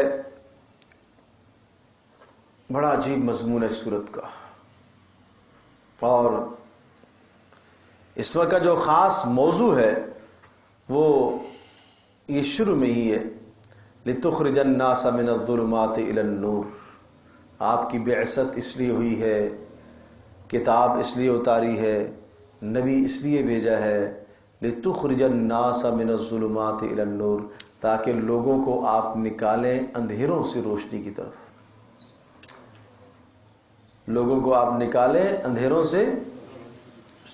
یہ لفظ میں بار بار آپ سے پوچھوں گا، آگے دیکھیے گا، یہ اس بات کو ہم دہرائیں گے بار بار، کیا مقصد ہے؟ لِتُخْرِجَ النَّاسَ مِنَ الظُّلُمَاتِ إِلَى النُّورِ، تاکہ آپ لوگوں کو اندھیروں سے روشنی کی طرف۔ کون سا اندھیرا؟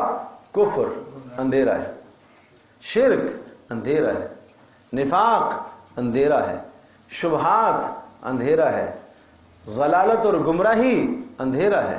ان سب چیزوں سے نکالنا ہے نور ایمان کی طرف۔ اور ایک اور بات سمجھیے گا، ایک اور بات، غلامی کی زندگی اندھیرا ہے، وہ اس غلامی سے نکال کر آزادی میں لانا۔ یہ کیوں کہہ رہا ہوں؟ اس لیے کہ آگے یہ بات آئے گی، یہ ذہن میں رکھیے گا۔ الف لام را کتاب انزلناہ، یہ کتاب اس کو اتارا ہے، انزلناہ ہم نے اتارا، الیک آپ کی طرف، لتخرج تاکہ آپ نکالے، الناس لوگوں کو، من الظلمات اندھیروں سے روشنی کی طرف، باذن ربہم ان کے پروردگار کی توفیق سے، الی صراط العزیز الحمید۔ اب الی صراط اس نور کی تشریح ہے، نور سے مراد کیا ہے؟ اس رب کا راستہ جو غلبے والا ہے، اور اس پروردگار کا راستہ جو تعریفوں والا ہے۔ الذی اللہ الذی لہ ما فی السماوات و ما فی الارض، وہ اللہ، دلیل دی کہ اس پروردگار کی طرف ہم آپ کو بلا رہے ہیں جو اللہ جس کے سوا آسمانوں اور زمینوں کا وہی مالک ہے۔ لہو ما فی السماوات و ما فی الارض، آسمانوں میں جو ہے وہ بھی اسی کا، زمینوں میں جو ہے وہ بھی اسی کا۔ تو ایک تو سورت کا موضوع ذکر فرمایا، دوسرا مضلین گمراہ ہونے والوں اور گمراہ کرنے والوں کا انجام بد ہے، اور تیسرا حضرت موسیٰ علیہ السلام کے قصے سے ایک عبرت سمجھائی۔ تین باتیں گویا کہ اس رکوع میں۔ وَوَيْلٌ لِّلْكَافِرِينَ، تباہی ہے ان لوگوں کے لیے جنہوں نے کفر کیا، عذاب شدید ان کو ملے گا۔ الَّذِينَ يَسْتَحِبُّونَ الْحَيَاةَ الدُّنْيَا، بھائی یہ سوچنا ہے، دیکھنا ہے، یہ آیت آئینہ ہے ہمارے لیے، کہیں میرا شمار اس میں تو نہیں ہو رہا۔ فرمایا وہ لوگ کن کے لیے تباہی ہے؟ یستحبون، جو پسند کرتے ہیں، الحیات الدنیا، دنیا کی عیش و عشرت کو، علی الآخرہ، آخرت کے مقابلے۔ یہ پہلی نشانی ہے ان کے لیے۔ عذاب شدید کن کے لیے ہوگا؟ کہ جو دنیا کی عیش و عشرت کو آخرت کے مقابلے میں پسند کرتے ہیں، دنیا کی زیب و زینت چاہتے ہیں، بس آخرت سے بالکل غافل۔ کھانا مقصد دنیا، پہننا مقصد دنیا، اور گھر بنانا مقصد دنیا، اپنے آپ کو ہر اعتبار سے بڑا رکھنا، لوگوں کی نگاہوں کے اندر اپنے آپ کو بڑا رکھنا، نہ حلال کی تمیز، نہ حرام کی تمیز، نہ جائز نہ ناجائز، کوئی شے نہیں دیکھتے، دنیا ہی دنیا، دنیا ہی دنیا ہے۔ اس کی ایک اور مثال عرض کرتا ہوں، بہت اچھی طرح سے ذہن نشین فرمائیں۔ ایک آدمی اپنے کاروبار میں بیٹھا ہے، جائز اور حلال راستہ ہے، جائز اور حلال راستے سے جو نفع حاصل ہو رہا ہے، وہ نفع وہاں 10 روپے کا نفع حاصل ہو رہا ہے، یہ ہے جائز اور حلال راستہ۔ اور جائز اور حلال راستے سے جو 10 روپے کا نفع اسے حاصل ہو رہا ہے اور اس کو یہ حاصل کر رہا ہے، یہ دنیا نہیں ہے۔ عام طور پر لوگوں کی زبانوں میں یہ لفظ آتا ہے، کیا کریں، دنیا داری بھی تو کرنی ہے نا، دھندا بھی تو کرنا ہے نا، یعنی یہ لفظ کہہ کر دنیا داری بھی کرنی ہے تو پھر حلال حرام کی تمیز چھوڑ دیتے ہیں، یعنی یہ سمجھتے ہیں کہ دین ایک الگ چیز ہے اور دنیا ایک الگ چیز ہے۔ دیکھو فرق سمجھو، دنیا کیا چیز ہے۔ میں عرض کر رہا ہوں کہ حلال اور جائز نفع جو ہے اس کو 10 روپے کا حاصل ہو رہا ہے، اور وہ نفع اس نے کمایا ہے اپنے لیے، اپنے بچوں کے لیے، ماں باپ کے لیے، اقربا اعزہ کے لیے نفع کمایا۔ یہ کیا ہے؟ دنیا نہیں کمائی اس نے۔ دین کیا اس کا حکم نہیں دیتا کہ تمہارے زیر اثر، زیر تربیت تمہاری بچوں کی کفالت تمہارے ذمے ہے، بیوی کی کفالت تمہارے ذمے ہے، اقربا اعزہ کی کفالت تمہارے ذمے ہے حسب استطاعت؟ تو یہ تو دین کا حکم پورا کر رہا ہے، تو یہ کیا کر رہا ہے؟ یہ دین کا کام کر رہا ہے۔ اچھا، لیکن وہ جو نفع 10 روپے کا تھا وہ تھا جائز اور حلال راستے سے، اب نفع آ گیا اسی جگہ پر، 10 کے بجائے نفع آ گیا 20، لیکن وہ ہے حرام کا راستہ، جھوٹ کے راستے سے آ رہا ہے، خیانت کے راستے سے آ رہا ہے، دھوکے کے راستے سے آ رہا ہے۔ اب وہ 10 کا نفع چھوڑ کر اگر 20 کا نفع اٹھاتا ہے تو یہ کہا جائے گا اس نے دنیا کو آخرت پر ترجیح دی، اس نے دنیا کو آخرت پر ترجیح دی۔ یہ ہے خطرے کی بات۔ تو اس لیے ظاہر ہے، صاف صاف فرمایا اللہ کے نبی نے کہ یہ دنیا، یہ کیا ہے؟ یہ بڑی سرسبز و شاداب ہے، یہ میٹھی ہے، یہ میٹھی ہے، یہ سرسبز و شاداب ہے، یہ دیکھنے میں بڑی خوبصورت لگتی ہے، لیکن اس کے زہر بڑے سخت ہیں، سخت ڈستی ہے یہ. تو اس لیے آدمی کو سمجھنا چاہیے کہ میں دنیا کما رہا ہوں یا میں دین کما رہا ہوں. تو اس لیے ایک شخص تھا نا، رسول اللہ صلی اللہ تعالی وسلم کے سامنے سے ایک آدمی گزرا اور بڑا طاقتور صحت مند جوان،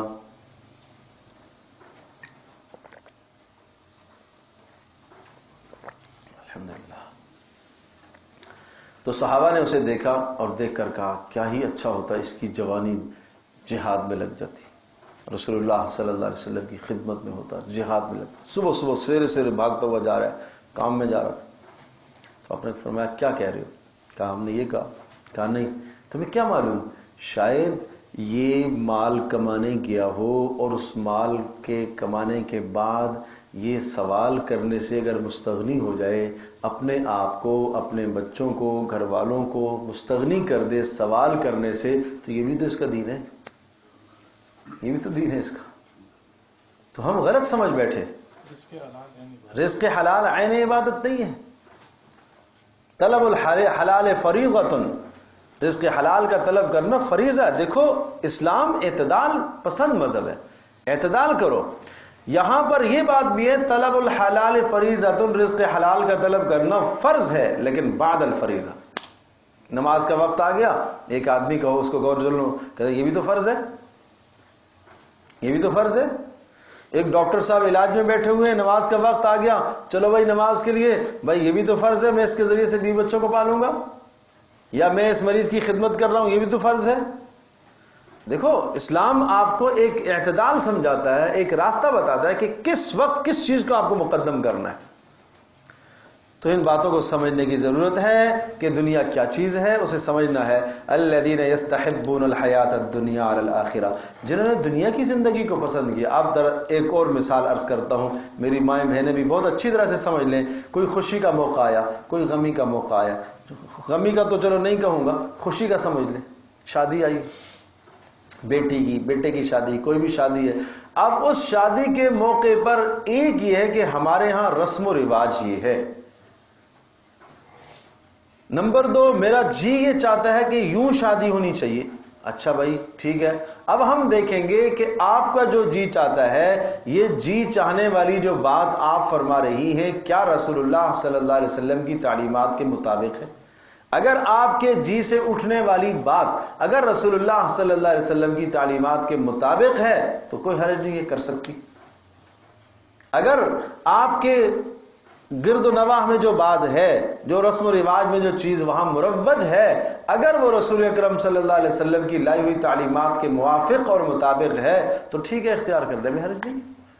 لیکن اگر وہ بات ایسے ہے جو 100% مخالف ہے رسول اللہ کی تعلیمات کے، وہ بات ایسے ہے جو قرآن کی تعلیمات کے 100% مخالف ہے، تو اب کیا کیا؟ اب آپ نے یہ سوچا کہ اگر میں نے ایسا نہ کیا تو لوگ ناراض ہوں گے، ایسا نہ کیا تو خاندان ناراض ہوگا، ایسا نہ کیا تو میری ناک کٹ جائے گی. لوگ کہتے ہیں میری ناک کٹ جائے گی، ناک کٹ جائے گی. شاباش، ناک کٹ جائے گی. وہ آخرت میں جو ناک کٹے گی اس کا احساس نہیں ہے، دنیا میں ناک کٹنے کا احساس ہے. سمجھے جی؟ تو میں ناک کٹ جائے گی. اب اس موقع پر جو شخص جس نے ترجیح دی قرآن کو چھوڑ کر، سنت کو چھوڑ کر، رسم و رواج کو ترجیح دی، اپنی خواہش کو ترجیح دی، تو یہ کیا ہے؟ یہ اس میں شامل ہے یستحبون الحیات الدنیا علی الآخرہ. اس نے دنیا کی زندگی کو آخرت پر ترجیح دی، اس نے دنیا کی زندگی کو آخرت پر ترجیح دی.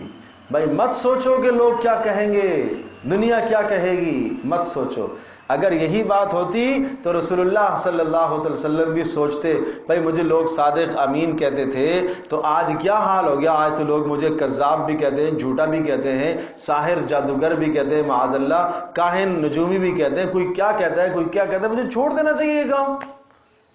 اچھی خاصی بنی بنائی عزت تھی. تو رسول اللہ صلی اللہ تعالی علیہ وسلم تو اس بات سے پریشان نہیں ہوئے. جب میں بات ٹھیک کر رہا ہوں، حق بات کہہ رہا ہوں، تو اس بات پر رسول اللہ صلی اللہ علیہ وسلم ڈٹ گئے، مجھے یہ کام کرنا ہے چاہے سارا معاشرہ مخالف ہو جائے. تو لوگوں کی باتوں کی طرف کیوں جاتے ہیں؟ لوگوں نے آپ کی قبر میں جانا ہے کیا؟ لوگوں نے آپ کا آخرت میں کوئی حساب سے بچانا ہے؟ تو جب یہ معاملہ نہیں ہے تو پھر اپنی آخرت کو خود سنوارو بھائی، اپنی قبر کو خود سنوارو۔ الذین یستحبون الحیات الدنیا علی الآخرہ، فرمایا وہ لوگ جو پسند کرتے ہیں دنیا کی زندگی کو آخرت کے مقابلے میں، تو یہ پہلا جرم۔ نمبر 2، ویصدون عن سبیل اللہ، اور اللہ کی راہ سے دوسروں کو بھی روکتے ہیں۔ اللہ اکبر، یہ کبھی کبھی ایسا ہوتا ہے، کیا یہ ہمارے معاشرے میں نہیں ہوتا کہ آپ باقاعدہ سے دعوت دیتے ہو دوسروں کو گناہ کی طرف؟ نہیں بھائی، شادی میں تجھے یوں کرنا ہے، یوں نہیں کرو گے ہم نہیں آئیں گے۔ یہ کیا ہے؟ یہ گناہ کی طرف دعوت نہیں دینا ہے۔ اسی چیز کا نام ہے یصدون عن سبیل اللہ۔ وہ بیچارہ سنت کے مطابق کوشش کر رہا تھا لیکن ہنگامہ کھڑا ہو گیا۔ بھائی یہ کوئی شادی کر رہے ہو یا کوئی غمی کا موقع ہے؟ یہ کیا کر رہے ہو؟ شادی ہے، اس میں شور شرابہ ہو، ہنگامہ ہو، گاجے باجے ہوں اور پٹاخے ہوں اور آتش بازی ہو اور رات کو لوگوں کی نیندیں حرام ہو، پتہ تو چلے کسی کی شادی ہو رہی ہے۔ کتنا پیسہ راتوں کو تباہ ہوتا ہے یہ شادی حالوں میں جا کے، کتنا پیسہ تباہ ہوتا ہے۔ اسراف نہیں، تبذیر ہے۔ اسراف سے بڑھ کر اگلا درجہ بدترین تبذیر، جس کو کہا کہ تبذیر کرنے والے شیطان کے بھائی ہیں۔ جہاں پیسہ لگانے کی جگہ نہیں ہے وہاں پیسہ باہر آ ہے۔ اس پیسے سے کتنی حاجت مند بچیوں کی شادیاں ہو سکتی تھیں۔ نمبر 2، اذیت ہے مسلمان کو۔ کتنے لوگوں کو اذیت ہے؟ رات 12 بج گئے، 11:30 کا ٹائم ہے، رات سونے کا وقت ہے، پڑوس میں کوئی بیمار ہوگا، پڑوس میں ایسا ہے جو ابھی ڈیوٹی کر کے آیا ہے، ابھی تھکا ہے، آ کے لیٹا ہے اور اس نے ہنگامے شروع کر دیے۔ یہ کتنا بڑا جرم ہے، ایذائے مسلم بھی ہے، حرام کا مرتکب بھی ہے۔ تو یصدون عن سبیل اللہ، اللہ کی راہ سے روکتے ہیں یہ دوسروں کو۔ اب دیکھو مجھے یہ بتاؤ، اب ایک آدمی اگر رات اس اذیت کی وجہ سے وہ سو نہ پائے اور اس کی فجر کی نماز چھوٹ گئی اس لیے کہ رات کو سویا نہیں، اور اس کا سبب کون بنا؟ یہ شادی والا آدمی۔ تو اس نے کیا یصدون عن سبیل اللہ، اللہ کے راستے سے روکا کہ نہیں روکا؟ اس نے یہ اللہ کے راستے سے روکنا ہے۔ اور وَيَبْغُونَهَا عِوَجًا، اور پھر مزید یہ کہ اللہ کے راستے سے روکنا بھی، اور تیسرا جرم یہ وَيَبْغُونَهَا عِوَجًا، اللہ کے راستے میں کجی بھی تلاش کرتے ہیں۔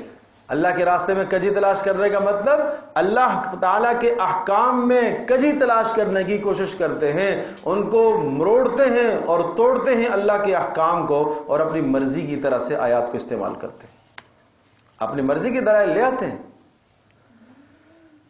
اولئک فی ضلال بعید، یہ گمراہی میں، لیکن صرف گمراہی میں نہیں، دور کی گمراہی میں۔ دونوں میں فرق ہے، ایک ہے ضلال، ایک ہے ضلال بعید، ضلال مبین۔ قرآن یہ سارے الفاظ کہتا ہے۔ ضلال بعید بہت دور کی گمراہی ہے۔ معنی یہ ہے کہ ایک آدمی اپنی منزل سے اتنا دور بھٹک چکا ہے، اب وہاں اسے کوئی رہبر نہیں ملے گا جو اس کو واپس لے کے آئے۔ کسی صحرا میں لق دق صحرا کے اندر جا کے پھنس گیا ہے، واپسی پلٹنا ممکن نہیں ہے، اب موت ہی موت ہے آگے۔ تو یہ دیکھنا چاہیے، میں عرض کر رہا ہوں یہ آیت آئینہ ہے ہم سب کے لیے۔ اپنے گھروں کو دیکھو، اپنی زندگی کا جائزہ لو۔ یستحبون الحیات الدنیا، وہ لوگ جو دنیا کی زندگی کو پسند کرتے ہیں آخرت کے مقابلے میں، ویصدون عن سبیل اللہ، اور اللہ کی راہ سے دوسروں کو روکتے ہیں۔ نمبر 3، ویبغونہا عوجا، اور اللہ کی آیات میں کجی تلاش کرتے ہیں۔ اولئک فی ضلال بعید، یہ بڑی دور کی گمراہی میں ہے۔ وما ارسلنا من رسول الا بلسان قومه ليبين لهم فيضل الله۔ بات اب پھر وہی آئی، موضوع کیا تھا؟ اس لیے آپ کو بھیجا تاکہ آپ کیا کریں گے؟ ظلمات سے نور کی طرف لے کے آئیں گے۔ اب دیکھیے، وما ارسلنا من رسول، اور ہم نے نہیں بھیجا کوئی بھی رسول آپ سے پہلے، الا بلسان قومه، مگر قوم کی زبان میں۔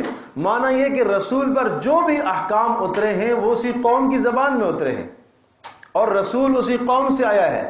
کیوں؟ تاکہ سمجھنے اور سمجھانے میں آسانی ہو، ابلاغ اور تبلیغ میں آسانی ہو۔ کوئی یہ نہ کہے کہ جناب رسول تو عربی زبان کا، کلام اس پر اتر آیا عجمی کا۔ قیامت کے دن کوئی یہ نہ کہہ سکے لیبین لہم، اور یہ سب اس لیے تاکہ رسول ان کو سامنے کھل کر بیان کرے، فیضل اللہ من یشاء، اور اللہ جسے چاہتا ہے ہدایت دیتا ہے اور جسے چاہتا ہے اللہ پاک گمراہ کرتا ہے، وہو العزیز الحکیم، اور اللہ تبارک تعالیٰ غلبے والا ہے، یعنی ظالموں کو اور نافرمانوں کو فوری تباہ کر سکتا ہے، لیکن الحکیم اس کی حکمت کا تقاضا ہے کہ وہ مہلت دیتا ہے۔ یہ لفظ یہاں سمجھیے گا، حکیم عزیز کیوں کہا۔ اب بات وہی ہے، مقصد کیا تھا؟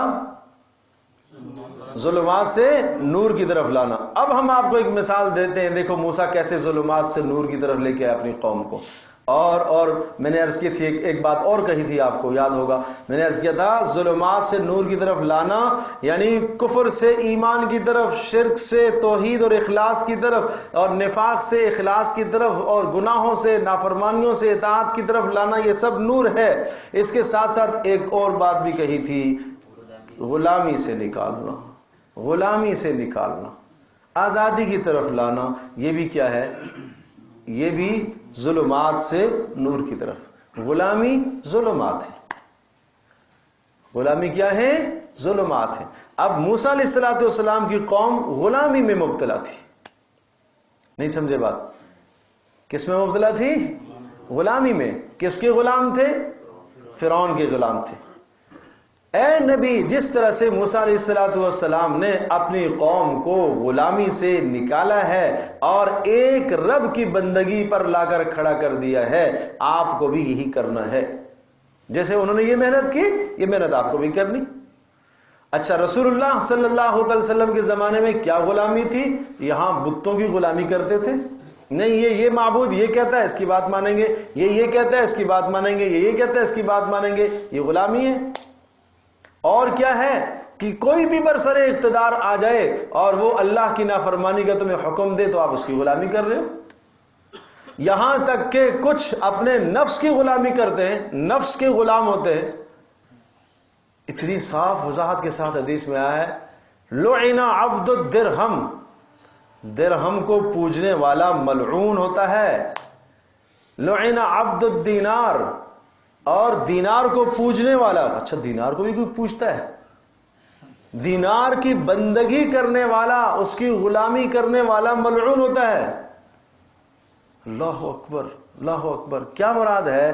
معنی یہ کہ اس درہم اور دینار، مال و زر، مال و متاع، دولت کو حاصل کرنے کے لیے حلال حرام جائز ناجائز اپنا پرایا نہ دیکھے، بغیر تمیز کیے۔ جیسے کسی کی طرف سے اوپر سے آرڈر مسلط ہوتا ہے اور اس آرڈر کو پورا کرنے کے لیے آدمی غلامی کرتا ہے، اسی طرح سے یہ مال کی غلامی کرتا ہے۔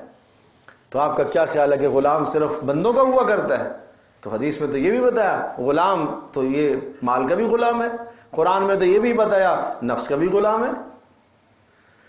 تو اس لیے بھائی قرآن بڑی عجیب کتاب ہے، یہ اللہ کا کلام ہے، اس کے ذریعے سے اپنے آپ کو تمام کی تمام غلامیوں سے نکالو۔ اب میں اس کے ساتھ ایک وہ حوالہ دیتا ہوں حضرت ربیع بن عامر رضی اللہ تعالی عنہ کا۔ ربیع بن عامر رضی اللہ تعالی عنہ جب فارس کے درباریوں میں پہنچے، وہاں پہنچے تو کیوں آئے ہو بھائی؟ عجیب جملے تھے ربیع بن عامر رضی اللہ تعالی، ایمانی طاقت، ایمانی قوت، کیا ہی ایمان تھا۔ پہلے تو اندر بادشاہ کو یہ پیغام دیا گیا کہ یہ ایک بدو آیا ہے اور یہ بدو آئے ہیں یہاں اور یہ آپ کا علاقہ فتح کرنے آئے۔ تو قہقے لگانے لگے، لوگ ہنسنے لگے، اچھا یہ ہمیں فتح کریں گے، یہ ہمیں فتح کریں گے۔ کہتے ہیں نا یہ منہ اور مسور کی دال، یہ کیا فتح کریں گے؟ اچھا، تو انہوں نے کہا کہ ہمارا بادشاہ آپ سے مذاکرات کرنا چاہتا ہے۔ ٹھیک ہے جی، مذاکرات کیا، کیوں آئے ہو؟ پہلی بات یہ ہے کہ ہماری طرح ہو جاؤ، کونوا مثلنا، مسلمان ہو جاؤ بس۔ اچھا اگر نہیں ہوئے تو پھر کیا ہوگا؟ پھر یہ کہ آپ کو ٹیکس اور جزیہ دینا پڑے گا، حکومت ہماری ہوگی، اختیار اقتدار ہمارا ہوگا، اور ہم تمہاری جانوں کی، مالوں کی، عزتوں کی حفاظت کریں گے۔ اچھا اگر یہ نہ کیا تو پھر کیا ہوگا؟ پھر تلوار فیصلہ کرے گی ہمارے تمہارے درمیان۔ یہ دو ٹوک تین باتیں تھی بس، یہ دو ٹوک تین باتیں تھیں۔ تو بادشاہ نے کہا اچھا بلاؤ اس کو۔ تو جب بلانے کے لیے لایا گیا، حضرت ربیع بن عامر رضی اللہ تعالیٰ، عمر بن عاص رضی اللہ تعالیٰ کی طرف سے نمائندہ بن کے گئے ہوئے تھے، تو کہا کہ یہاں تو شاہی آداب بجا لانے پڑیں گے. کہ کیا آداب ہے؟ آداب یہ ہے کہ آپ کو جوتے اتارنے پڑیں گے، آپ کو تلوار چھوڑنی پڑے گی، آپ کو گھوڑے سے اترنا پڑے گا، آپ کو بادشاہ کے سامنے سجدہ کرنا پڑے گا. کہ ایک بھی پورا نہیں کروں گا، ایک بھی پورا نہیں کروں گا. بلایا تم لوگوں نے ہے، میں اپنے طریقے کے مطابق آؤں گا. سمجھے جی؟ تو یہ ایمانی طاقت تھی. یوں سمجھو کہ اس وقت ایک دوسرے ملک کا ایک اجنبی آدمی وقت کی سپر طاقت کے پاس چلا جائے اور سپر حکمران کے پاس چلا جائے اور اس کو جا کے یہ جملے کہے، تو آپ کیا سمجھتے ہیں وہ کیا بچے گا؟ لیکن جس کے دل میں اللہ کا ڈر ہوتا ہے تو پھر اللہ پاک سامنے والوں کے دلوں میں اس کا ڈر ڈالتا ہے. یہ اللہ سے ڈرتا ہے تو سامنے والا پھر اس سے ڈرتا ہے. اچھا بھائی مان لیتے ہیں آپ کی باتیں. تو ربیع بن عامر رضی اللہ تعالیٰ عنہ اپنے طریقے کے مطابق گئے اور گھوڑا بھی ساتھ، اور سیدھا جا کے بادشاہ کا جو تخت تھا نا اس کے ساتھ باندھا گھوڑے کو، اور تلوار ہاتھ میں تھی، اور اسی طرح سے نیام سے نکلی ہوئی تلوار، اور نیچے جو بچھونا بچھا ہوا تھا تلوار کی نوک سے اس کو ہٹایا اور نیچے زمین پر بیٹھے. عجیب لوگ تھے. کیسے آئے ہو؟ تو کہنے لگے اللہ ابتعثنا، اللہ نے ہمیں بھیجا ہے، لنخرج العباد من عبادت العباد الى رب العباد، تاکہ ہم لوگوں کو لوگوں کی غلامی سے نکال کر اللہ کی غلامی میں ڈالیں. اس لیے آئے ہیں لنخرج العباد من عبادت العباد الى رب العباد. پتہ چلا کہ آدمی بندگی کرتا ہے، یہاں کبھی بیوی کی بندگی کرتا ہے، کبھی مال کی بندگی کرتا ہے، کبھی اولاد کی بندگی کرتا ہے. ان سب بندگیوں اور غلامیوں سے نکلو، صرف اللہ کی غلامی مطلوب ہے. بھائی صرف اللہ اور اس کے رسول کی غلامی مطلوب ہے، اس لیے ہم آئے ہیں. اور ومن ضیق الدنیا الی سعۃ الآخرہ، دنیا کی تنگی سے نکالیں گے تمہیں اور آخرت کی وسعت کی طرف لے جائیں گے. ومن جور الادیان الی عدل الاسلام، اور ادیان کا جو ظلم ہے اس ظلم سے تمہیں نکالیں گے اور اسلام کے عدل کی طرف تمہیں لے کے آئیں گے. یہ تین جملے ایسے فصیحانہ اور بلیغانہ کلام تھا ربیع بن عامر رضی اللہ تعالیٰ کا. تو یہ ایمانی طاقت تھی ان کی. تو اب بات یہ آئی کہ پتہ چلا کہ کیا ہوتا ہے غلامی. سمجھے جی؟ تو اس وقت ہمارا حال بھی، ہم بھی غلامیوں میں جکڑے ہوئے ہیں. کوئی کس غلامی میں جکڑا ہوا ہے، کوئی کس غلامی میں جکڑا ہوا ہے. برسر اقتدار ان کی غلامی ایک علیحدہ ہے، اور انگریز کی سوچ اور غلامی علیحدہ. ہر جو رسم و رواج وہاں سے چلتا ہے یورپ سے، جو تہذیب وہاں سے چلتی ہے، کپڑوں کی تہذیب، بال بنانے کی تہذیب، محبت بڑھانے کی جو تہذیب وہاں سے چلتی ہے وہ ہمارے اوپر مسلط ہو جاتی، اور ہم دل و جان سے اس کو تسلیم کرتے ہیں اور قبول کرتے ہیں. تو اسی کا نام تو غلامی ہے. اور کیا ہے؟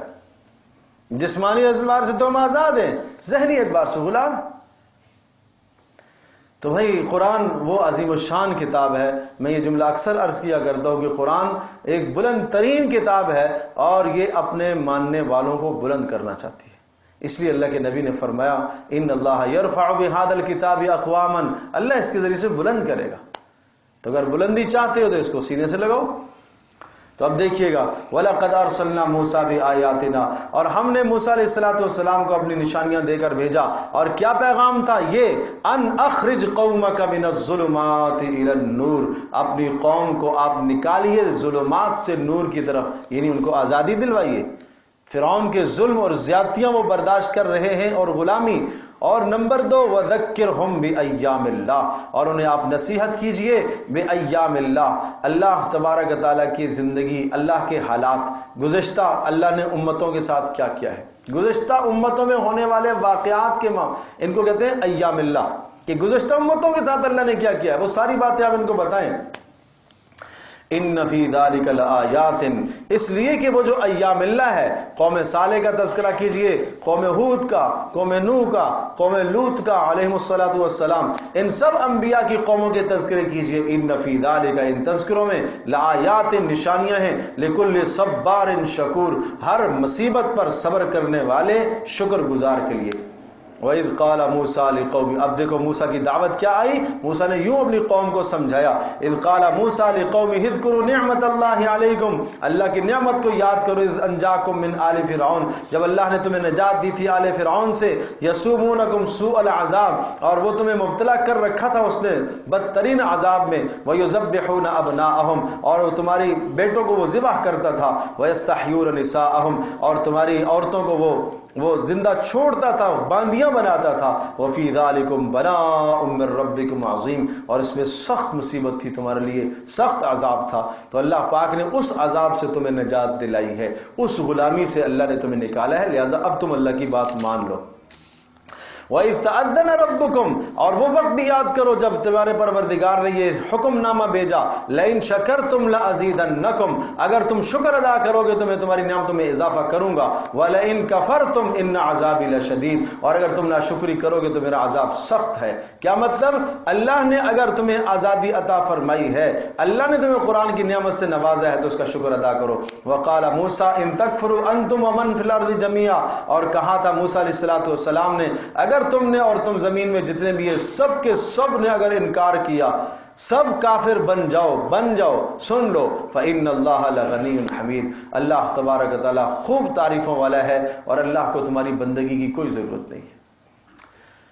یہ سورت ان صورتوں میں سے جو آخر میں نازل ہوئی مکی دور میں، یہ سخت تنبیہات ہے، اس میں سخت آخری وارننگ ہے، اس میں خیال کرو، بس بچ جاؤ، بس اللہ کا عذاب آ رہا ہے، لے آؤ ایمان۔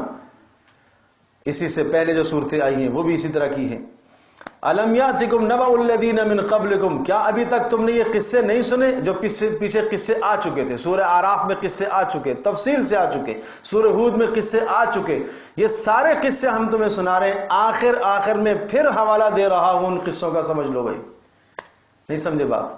گویا کہ اللہ کی طرف سے یہ پیغام آ رہا ہے کہ آخر میں اب وقت آخری ہے، تمہارے پٹنے کا وقت آ گیا ہے، عذاب الہی کا وقت آ گیا ہے۔ ایک بار پھر پچھلی زندگی کا جو تمہیں سنائی گئی ہے، گزشتہ قوموں کے حالات سنائے گئے ہیں، اس زندگی کا ایک بار پھر جائزہ لے لو کہ وہاں کیا ہوا قوموں کے ساتھ، اور کیا رسولوں کو اللہ نے کس طرح سے عزتیں دی، اور کس طرح سے اللہ پاک نے رسولوں کو اور ایمان لانے والوں کو بچایا۔ الم یاتکم، کیا نہیں آئیں تمہارے پاس، نبأ الذین من قبلکم، مثالیں ان لوگوں کی جو تم سے پہلے تھے، کون؟ قوم نوح، قوم عاد، قوم سمود، یہ سب تفصیلیں پیچھے آ چکی ہیں، اس لیے اب دوبارہ قرآن جو ہے اجمال یہاں کر رہا ہے۔ والذین من بعدہم، اور ان کے بعد جو دنیا کے اندر اقوام آئی ہیں، حضرت لوط علیہ السلام کی قوم، شعیب علیہ السلام کی قوم، لا یعلمہم الا اللہ، کتنی ایسی قومیں جن کو اللہ کے سوا کوئی نہیں جانتا۔ جاءتہم رسلہم بالبینات، وہ آئے رسول ان کے پاس بالبینات، معجزات لے کر، فردوا ایدیہم فی افواہہم، اور ان لوگوں نے اپنے ہاتھوں کو منہ میں رکھ دیا۔ اس کا کیا معنی؟ ایک معنی تو یہ ہے کہ فردوا ایدیہم فی افواہہم، رسولوں کے منہ پر انہوں نے ہاتھ رکھ دیے، یعنی چپ کرانے کی کوشش، چپ ہو جاؤ، نہیں سنیں گے آپ کی بات۔ اس کو کہتے ہیں دوسرے کی زبان بند کرنے دینے کی کوشش کرنا، بولتی بند کر دینے کی کوشش کرنا، یوں کوشش کرتے رہے، لیکن اللہ تبارک و تعالیٰ نے ناکام کر دیا۔ ایک معنی یہ ہے۔ دوسرا معنی فردوا ایدیہم فی افواہہم، اور یہ معنی ذرا غور سے سنیے گا کہ انہوں نے اپنے منہ کے اوپر ہاتھ رکھ لیے۔ کیا مطلب؟ جب انسان دیکھتا ہے سامنے والا بات بھی ٹھیک کہہ رہا ہے اور ہر آئے دن ترقی بھی اس کی ہو رہی ہے، تو پھر آدمی تردد میں مبتلا ضرور ہوتا ہے، سوچنے پہ مجبور ضرور ہوتا ہے، اندر سے ایمان، اندر سے کچھ نہ کچھ فطرت سلیمہ اس کو اندر سے ضرور تنبیہ کرتی ہے، تو جب بھی قبول کر لینا چاہیے۔ تو ادھر دیکھتے رسولوں کی حالت کو دیکھتے کہ رسول معجزہ بھی لے کے آیا ہے، بات بھی ٹھیک کر رہا ہے، سیرت بھی اس کی پاک ہے، پاکیزہ زندگی کا مالک ہے، ایک اچھا انسان ہے، نبوت سے پہلے بھی اچھا تھا، اب بھی اچھی باتیں ہی کرتا ہے، ظلم نہیں کرتا، زیادتی نہیں کرتا۔ یہ سب باتیں جب سوچتے اور پھر ساتھ ساتھ یہ دیکھتے کہ جو رسول کو ماننے والے ہیں ان کی زندگیاں بدلتی جا رہی ہیں، ان کی زندگیوں میں انقلاب آ رہا ہے، معاشرتی اعتبار سے، معاشی اعتبار سے، سماجی اعتبار سے، ہر اعتبار سے وہ بہترین سماج کے بہترین افراد بن رہے ہیں، اچھے انسان بن رہے ہیں، یہ کیا معاملہ ہے؟ لیکن دوسری طرف اگر ہم رسول مانیں گے تو ہماری سیادت مر جائے گی، ہماری سرداری، پھر ہمیں سردار کون مانے گا، پھر ہمیں کون پوچھے گا؟ تو اس لیے تردد میں تھے، اس پر فرمایا فردوا ایدیہم، تعجب اور حیرانگی سے اپنے ہاتھوں کو منہ میں لے، جیسے آپ کہتے ہیں نا اردو میں بھی آپ کہتے ہیں کہ جب انسان حیران ہوتا ہے انگلیاں منہ میں دبا لی اس نے، یوں حال تھا۔ وقالو، اور بالآخر کہنے لگے، انا کفرنا بما ارسلتم، جو کچھ جس کے ساتھ تمہیں بھیج دیا گیا ہے رسولو، ہم اس سب کا انکار کر رہے ہیں، واننا لفی شک، اور ہمیں شک میں ابتلا ہے، ہم شک میں مبتلا ہیں، مریب، ایسا شک جو چین سے ہمیں نہیں بیٹھنے دیتا، مما تدعوننا الیہ، ان تمام باتوں سے جو آپ کی طرف سے، جن کی طرف آپ ہمیں دعوت دیتے ہیں۔ اب اللہ اکبر، رسولوں کا جواب دیکھو، کیا خوبصورت جواب۔ قالت رسلهم افی اللہ شک، رہا کہا رسولوں نے، کیا اللہ کے معاملے میں تم شک کرتے ہو؟ فاطر السماوات والارض، جو آسمانوں اور زمینوں کو بنانے والا ہے، یدعوکم لیغفر لکم، اللہ تمہیں دعوت دے رہا ہے، لیغفر لکم، تاکہ تمہیں معاف کر دے تمہارے گناہوں کو، ویؤخرکم الی اجل مسمی، اور تمہیں ایک وقت تک تاکہ وہ مہلت دے۔ اللہ تو تمہیں یہ چاہتا ہے۔ یعنی سوال یہ آیا ہے کہ ہم نہیں مانتے تمہاری بات، عذاب کیوں نہیں آ رہا؟ کہا یؤخرکم الی اجل مسمی، ایک وقت تک اللہ تمہیں مہلت دینا چاہ رہا ہے۔ کیا خوبصورت رسولوں کا جواب ہوتا تھا، غصے، تلخی، بدتمیزی کا جواب، کس تمیز سے، کس اخلاق سے رسول جواب دیتے تھے۔ اللہ اکبر۔ قالوا ان انتم، رسول لوگ کہتے ہیں، ان انتم الا بشر مثلنا، تم ہماری طرح کے انسان ہو، رسول آئے ہو، کیا ہے تمہارے پاس، کون سی چیز ہے اضافی؟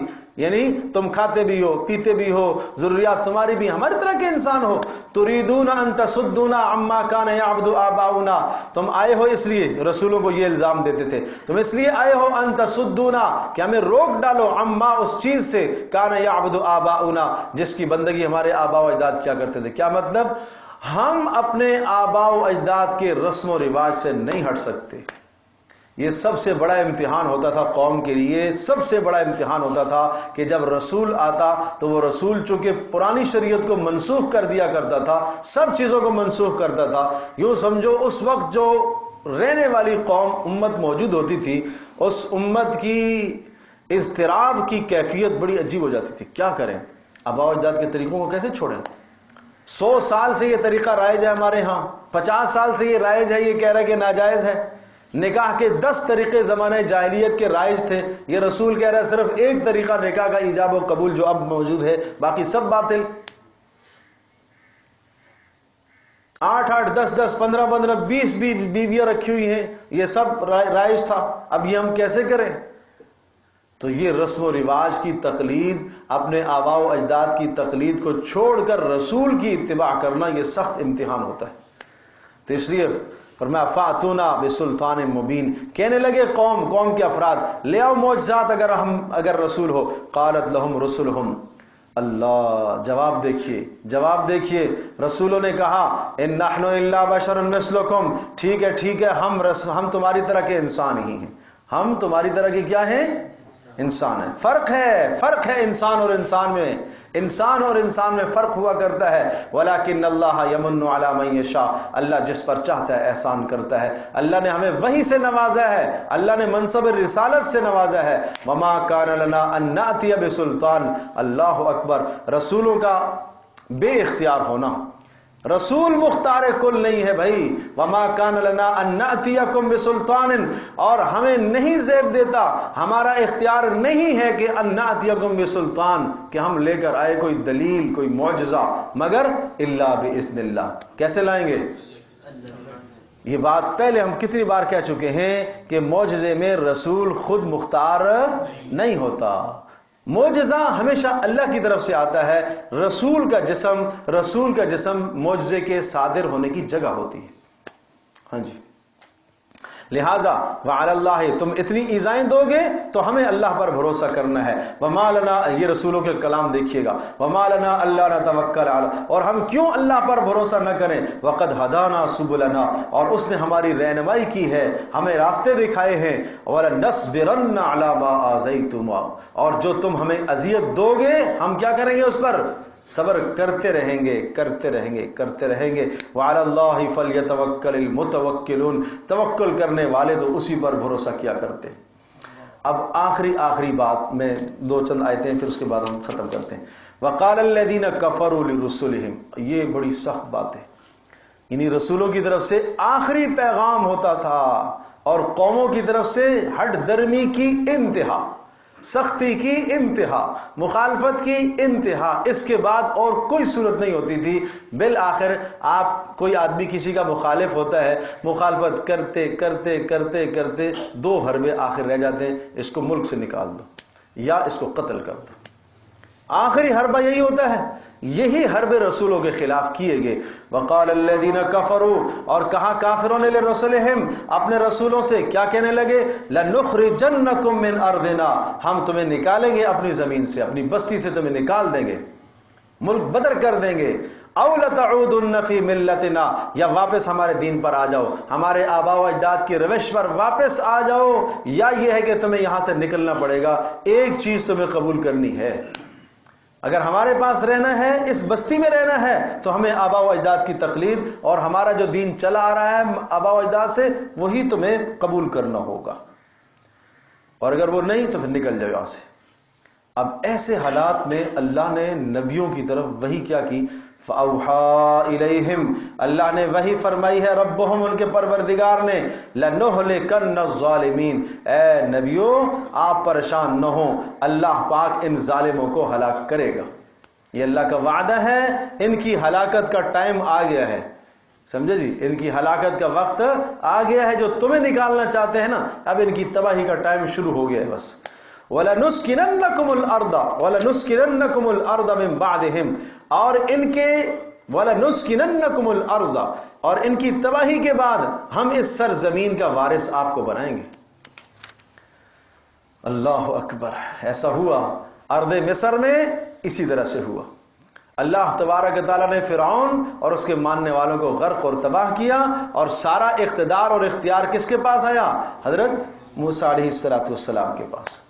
یہی حال رہا جزیرہ عرب کے اندر، رسول اکرم صلی اللہ تعالیٰ علیہ وسلم کے خلاف جنہوں نے قتل کے منصوبے بنائے، اور جنہوں نے بالآخر نکلنے پر آپ کو مجبور کیا ہجرت پر، ایک وقت آیا وہ مکہ میں سب کے سب صاف ہو گئے، مکہ صاف ہو گیا، کفر سے، شرک سے، ہر گندگی سے پاک صاف، اور صاف اعلان، اتنا سخت اعلان تھا، اتنا سخت اعلان تھا، یہ تو یوں سمجھیے کہ جو سردار لوگ تھے جو تو مسلمان ہو گئے تھے، اور جن نہیں مسلمان ہوئے تو ان کے لیے زمین میں گڑنے کا دن تھا، ان کا بس آج اس سے پہلے مر جاتے، اور ہمارے آباء و اجداد اچھے تھے جنہوں نے آج کا دن نہیں دیکھا، اس لیے اعلان ہو گیا، الا خبردار، آج کے بعد بیت اللہ کا طواف کوئی ننگے ہو کے نہیں کرے گا، خبردار، آج کے بعد بیت اللہ میں کوئی مشرک نہیں آ سکے گا، بس۔